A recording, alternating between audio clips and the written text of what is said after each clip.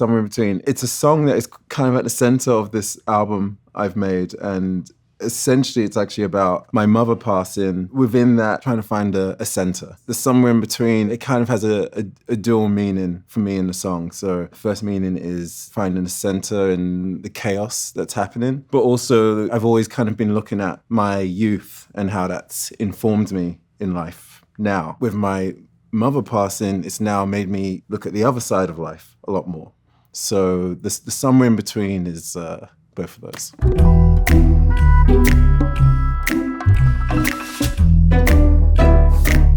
It started off actually with the guitar line. So the guitar line that's happening, it was something that I kept playing and wasn't really sure if it was something I would eventually turn into a song. And one of my biggest influences are the Smiths, Prefab Sprout, and I started thinking about those worlds of music and what they mean to me, and this idea of England, which is a big theme of this album. So I lent into it a bit more, and that's when I started bringing in the harmonica and the melodica. When I started writing the lyrics, I knew it was going to be this kind of direct song, and I've felt musically, I always like to counter that and have it at least a little bit joyful and not fully like this kind of heavy thing. And then it was actually quite easy. It was quite smooth. I'm playing every instrument on it, and then there's drums, which I am playing, but then there's another layer of more complicated drums played by my friend Dylan, and then there's backing vocals by Caroline Polachek. Dylan's such an amazing drummer. Caroline, we've had a recording relationship for so long, like 15 years or something. And I knew she would have ways of hearing the song and adding to it that I couldn't quite get to. I think we know each other so well now musically that it's quite like safe hands. I knew it would elevate.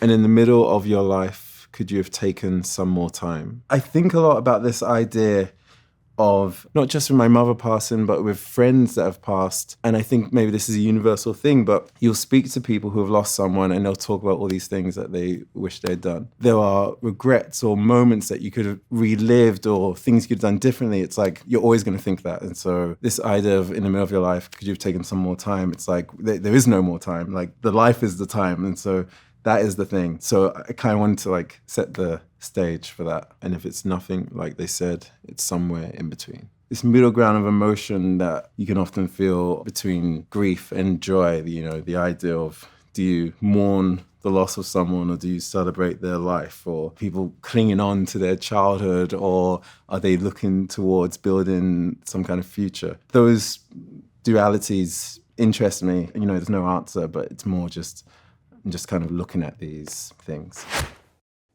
So I surrender to being just a body, tired limbs. I think something quite beautiful to surrendering to life and surrendering to your loved ones. After my mum passed, it's almost like a calm, or as if like the window gets cleaned. Like, so suddenly there's a sense of seeing things in a way that is very exact and direct. I was able to almost be in my body a bit more. I think I'd always been rushing through things a lot in life. And in this moment, I was somewhat able to surrender, and I could feel my body just kind of be and fall and feeling tired. And it's this thought process of everything is very accessible. And I think within that, it can create an inability to actually live the life that you're trying to access. That's kind of what those are about. When the world is in your hand, you can't be inside of it. In a magnitude and wide array of privileged positions, when I say that, I'm saying quite a big spectrum, specifically Western. People can kind of do anything and have anything. And when I say this, I'm not above it. I'm part of the issue. I'm ordering coffees, you know what I mean? Like, delivered. Like, so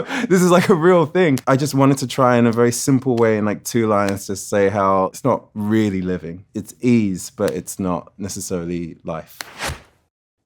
Light was just for hope, and it keeps flickering. I just want to see again. I found that if you write very, very literal words about a specific situation, you can kind of find some universal in it. And that was even true of me. Like, I wrote literally and I found universal within it. So I'm thinking about being in a hospital, and the hospital I was really in, and the light was actually flickering. In that moment, you're just thinking about wanting a happy, bright outcome. I'm not spiritual, I'm not really that, but I'm very, very interested in it and always have been in my life. I have this thing where I find it quite a beautiful thing. I started in this last year seeing how people will hold on to faith and hold on to light, and how that is such a beautiful, hopeful thing. And I was quite jealous that people had this. So that light, there's a lot of talking now about light and vision and seeing and looking, and it's talking about kind of all of those things.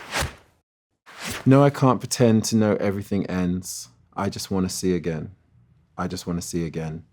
Hard to look at you. Another thing I've realized in the last couple of years is how ill-prepared the Western world is in regards to death, and this illusion that I think we walk through life thinking it's doesn't exist, essentially. I know there are practices in the world that aren't like that. So it was this thing of being awoken and having to really face that there's a real life and I'm lying to myself, and a lot of us are lying to ourselves. The I just want to see again is this idea of okay, well, how can I almost get my first sight of life again?